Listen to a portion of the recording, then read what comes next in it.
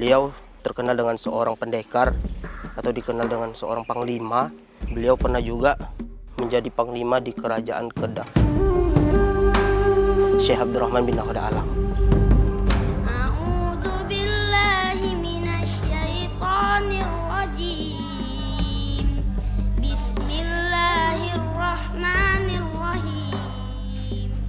Syekh Abdurrahman adalah seorang ulama sufi, ulama syariat juga, hakikat tarikat ma'rifah.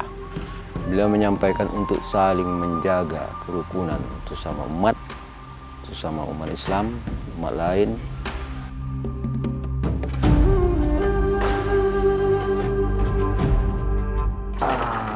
Ini dia galeri kita. Silakan Ana. Jadi ini ada karya daur ulang dari debu. Bakat seni apapun, dimanapun ya harus menjadi berkah. Hidup bermanfaat bagi banyak orang, itulah sebaik-baik kehidupan. Jadi apabila harapan itu kita jaga, pasti semangat gotong royong yang dispiritkan dari Tuan Syekh Abdurrahman dulu, ya hari ini saya rasa sampah tidak akan ada lagi.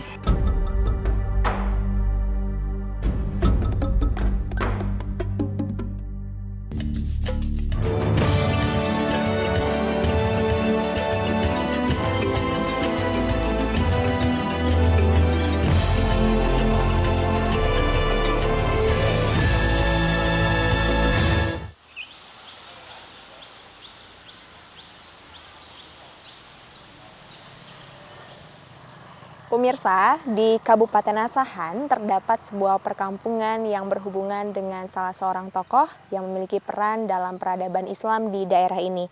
Sebuah perkampungan yang sampai detik ini masih menjunjung nilai leluhur dan juga keagamaan di kalangan kehidupan masyarakatnya.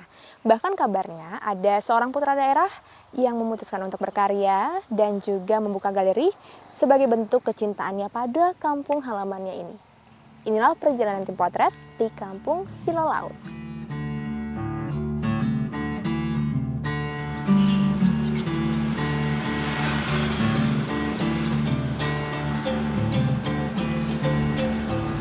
Kampung Silo Lama merupakan salah satu bagian wilayah dari Kecamatan Silo Laut, Kabupaten Asahan, Sumatera Utara.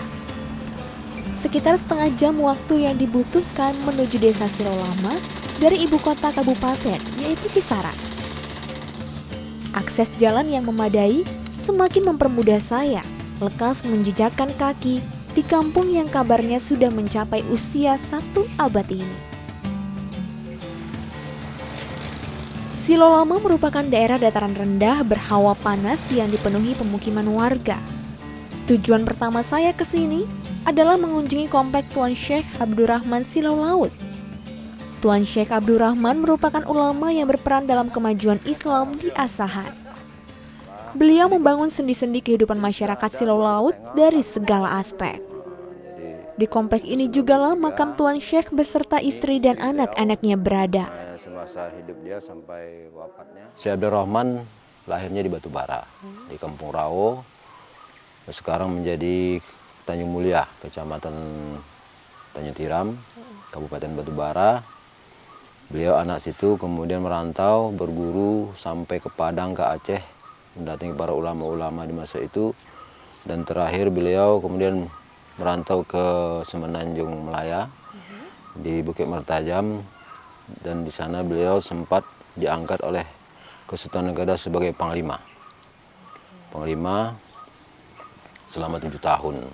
Waktu itu beliau belajar juga, belajar agama di sana, di Kesultanan Kedah, di Sungai Petani. Kemudian beliau belajar kepada Syekh Dut Patani di Patani, Thailand. Patani sekarang. Terus itu beliau menjadi panglima, kemudian balik lagi ke Deli Serdang.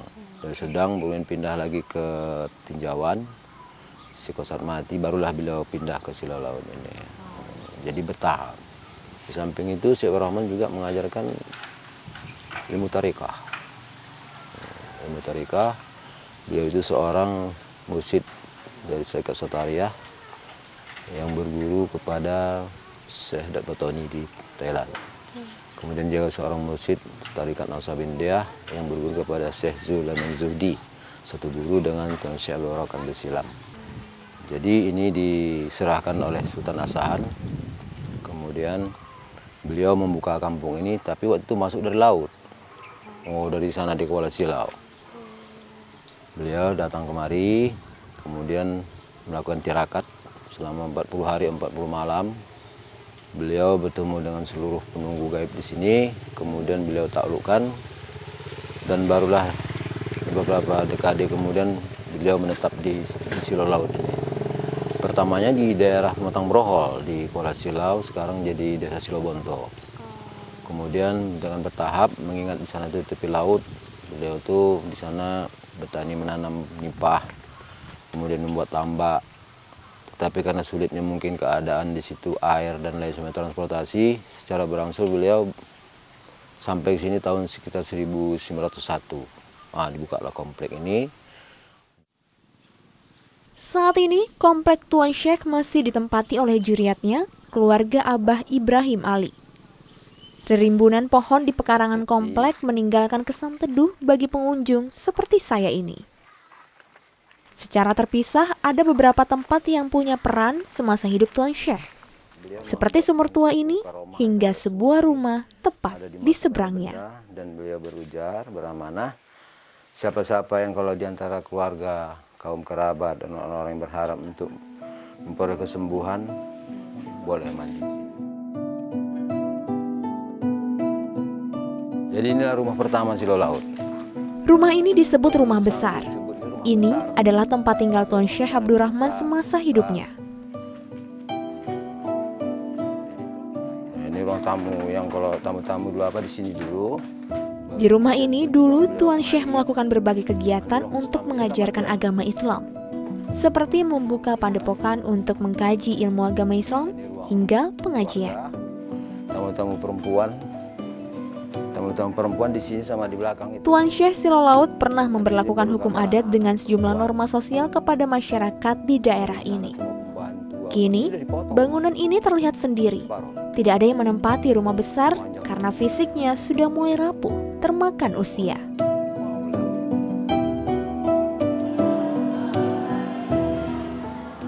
Di lingkungan komplek ini, sebuah bangunan masjid juga menjulang kokoh.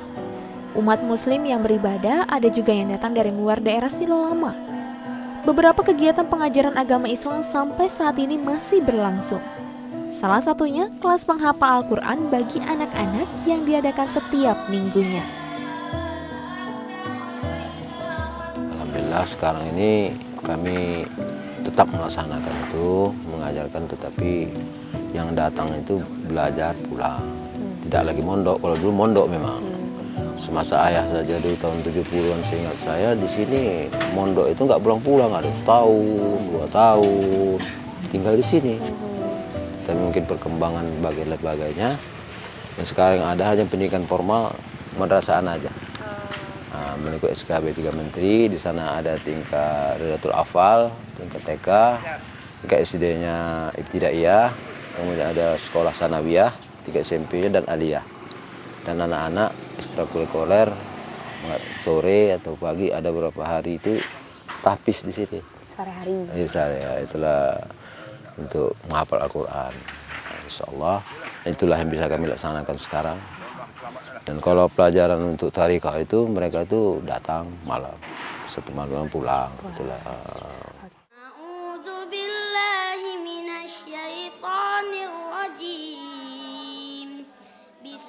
Syekh Abdul Rahman adalah seorang ulama sufi, ulama syariat juga, hakikat, tariqah dan ma'rifah.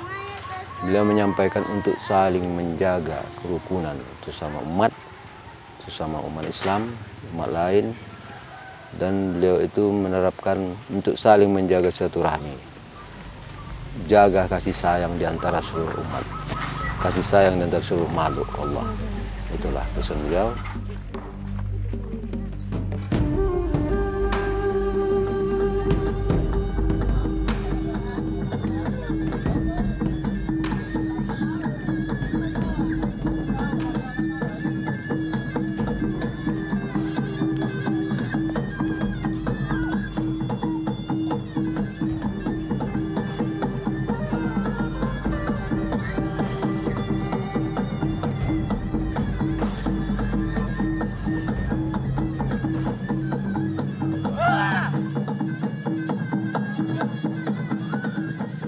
adalah poncak, seni bela diri dari Silau Laut. Salah satu kesenian berlandaskan Islam yang diturunkan dari masa Tuan Syekh Abdurrahman Silau Laut.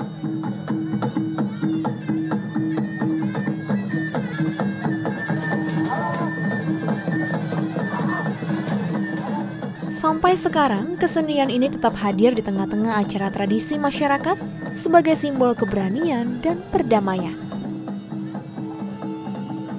Pencak silat ini datangnya dari leluhur kami, yaitu Yang Arham Syekh Abdurrahman bin Nahoda Alang. Beliau juga terkenal dengan seorang pendekar atau dikenal dengan seorang panglima, yang mana sebelumnya itu beliau pernah juga menjadi panglima di kerajaan Kedah, Malaysia. Jadi pencak silat ini dikhususkan untuk diajarkan ke murid-muridnya sebagai salah satu untuk utamanya yaitu bela diri lah, untuk bela diri masing-masing. Baru ada sisi lain juga, makanya ada acara tertentunya juga di bulan Syawal ataupun di bulan Ramadan. Biasanya di hari ke-6 atau hari ke-7 Lebaran.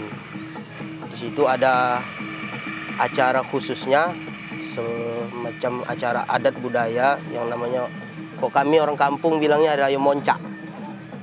Jadi kegunaan di situ ialah untuk menetralisir atau juga perdamaian antara hablum minannas. Hablum minannas itu antara sesama makhluk.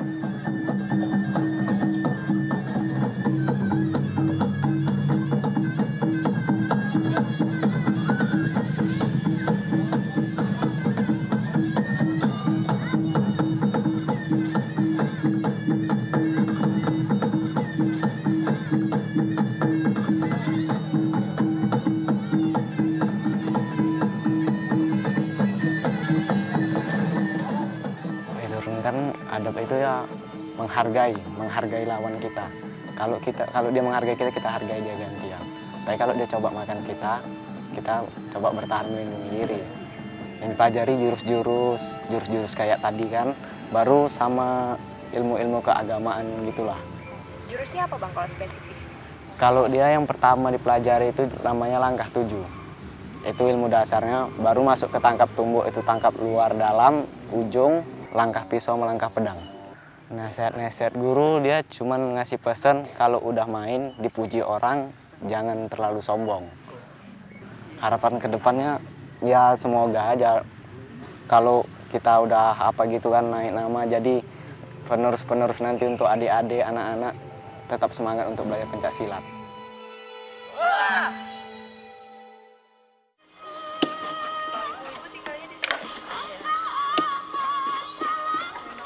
Langkah saya berlanjut menjelajahi perkampungan Silau Lama.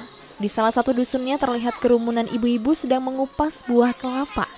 Ternyata ini adalah aktivitas yang menjadi sumber mata pencaharian mereka. Dari kelapa-kelapa ini mereka bisa mengantongi upah Rp150.000 hingga Rp200.000 per minggunya. Kelapa memang salah satu komoditi tumbuh subur di kampung Silau. Walaupun kebanyakan buah kelapa yang dikupas masyarakat setempat berasal dari luar daerah, namun tanaman ini bisa dijumpai dengan mudah di sini. Di bulan suci Ramadan, tanaman kelapa juga dicari masyarakat kampung Silau untuk membuat kudapan khas, terlebih ketika menjelang hari Lebaran. Ya, antusias masyarakat kampung Silau Lama memasuki bulan Ramadan tak luput dari persiapan. Bahkan sudah dilakukan sebelum bulan suci itu tiba. Mereka ingin adab menjunjung nilai religius seperti yang dikumandangkan dari dulu tetap hidup di masyarakat sekarang.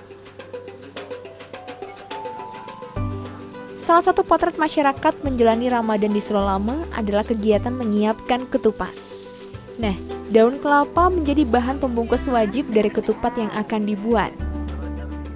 Kabarnya, ketupat yang dikenal masyarakat tidak hanya berbentuk persegi. Ada juga bentuk bulat dan lonjong. Variasi bentuk tersebut menjadi keistimewaan bagi masyarakat Silau Lama. Kalau di masyarakat Silau Laut, ketupat ini biasa hadir di acara apa aja, Bu? Acara pernikahan, acara lebaran, Yang paling khas Lebaran ya mungkin ya. Lebaran. Tapi saya dengar ini ada 8 bentuk. Itu benar nggak? Ya benar, tapi jarang dibuat orang. Saya tahu cuman 4 bentuk ini aja. Oh, itu menandakan apa 8 bentuk itu? Yang ibu ketahui ya bu? Ya itu tadi untuk acara pernikahan sama acara kenduri, itu dipakai sama orang.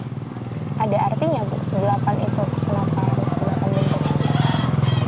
Setahu ibu. Saya kurang tahu ada artinya, cuman adat orang Silo Laut ini ciri khasnya ketupat. Sengaja. Bungkus-bungkus ketupat selanjutnya siap diisi dengan beras biasa atau beras pulut. Pembuatan ketupat dilakukan seminggu menjelang Lebaran di rumah masing-masing. Namun, menurut penuturan Umi Kalsum, tradisi untuk membuat bersama itu sudah jarang dilakukan. Dan kebiasaan beralih ke membagi-bagikan ketupat yang sudah jadi dengan tetangga. Mak, itu barang.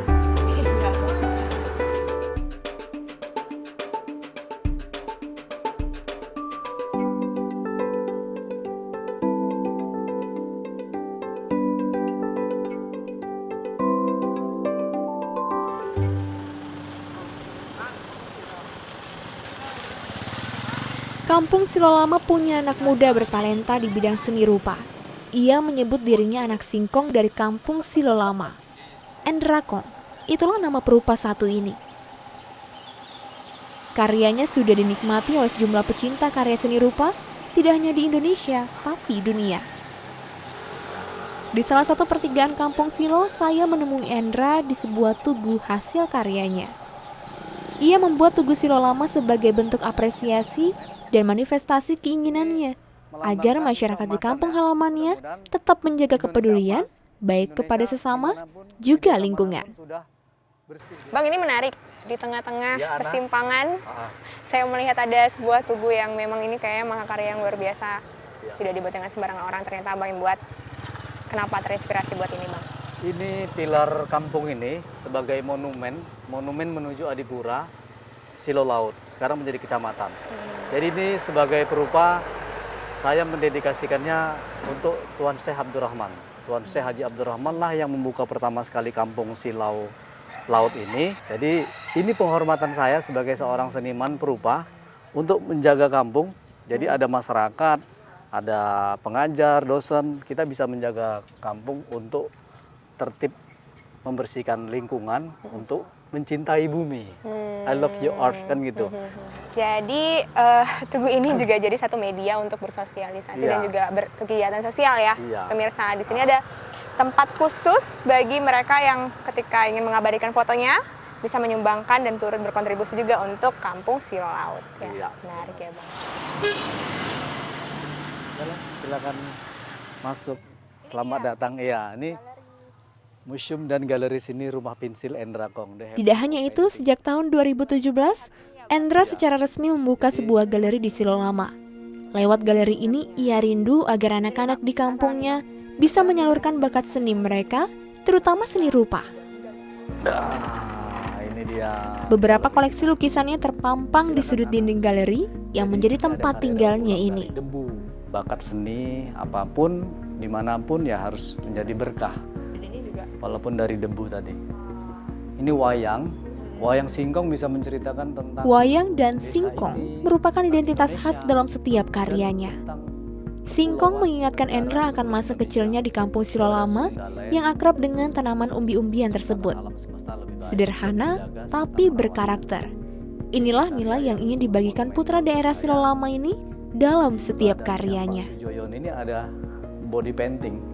Tato, kalau di Sumatera ada tato mentawai, itu tato yang dirajah ke tubuh. Tapi di sini tema tatonya itu wayang singkong. Kenapa wayang singkong? Ini karya ciri khas saya sebagai perupa, mengangkat wayang singkong menjadi subjek matter dalam semua karya saya. Bentuk keseriusan Endra dalam menata Kampung Silo Lama juga tertuang dalam sketsanya. Sketsa ini berisi rencana Endra untuk menunjukkan identitas khas Silo Lama dari berbagai aspek seperti keberagaman, sosial, dan lingkungan. Keputusannya berkarya dari kampung halaman memiliki tujuan supaya karya seninya bisa meninggalkan pengetahuan bermanfaat bagi sesamanya. Kalau ini kan karya yang tadi saya bangun ada Tugu yang tadi ya? Tugu. Ini kan di sebuah persimpangan. Jadi saya ingin juga menata desa atau kampung ini menjadi lebih indah ya, dengan adanya gapura.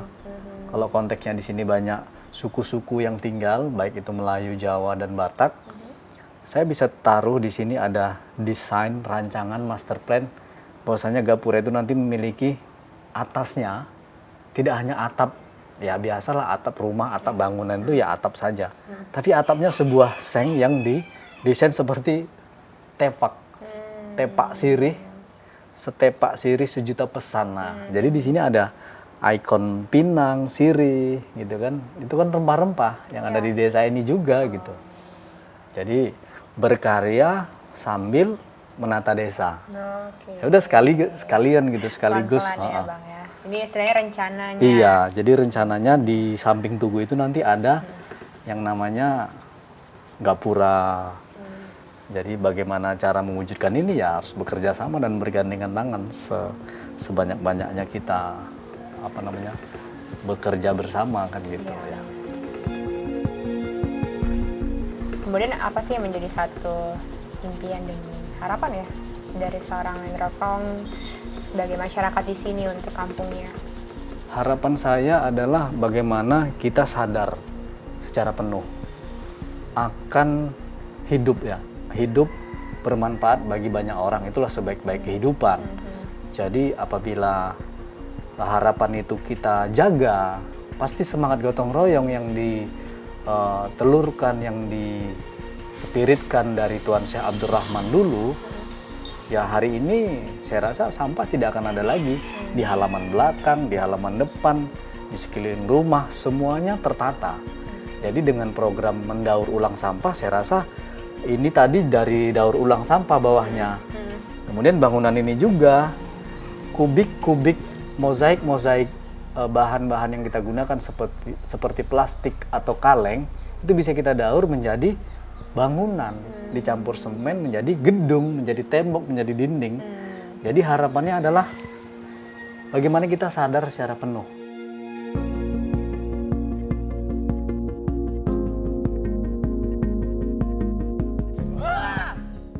Perjalanan di Kampung Silo Asahan memberi saya kesempatan melihat potret masyarakat yang hidup selaras dengan sejarah di masa lalu.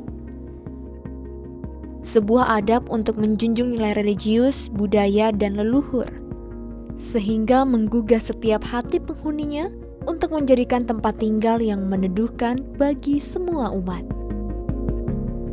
Selalu ingat, buka mata, hati, dan telinga, karena ada banyak nilai berharga yang dapat menjadi potret bagi masa depan kita.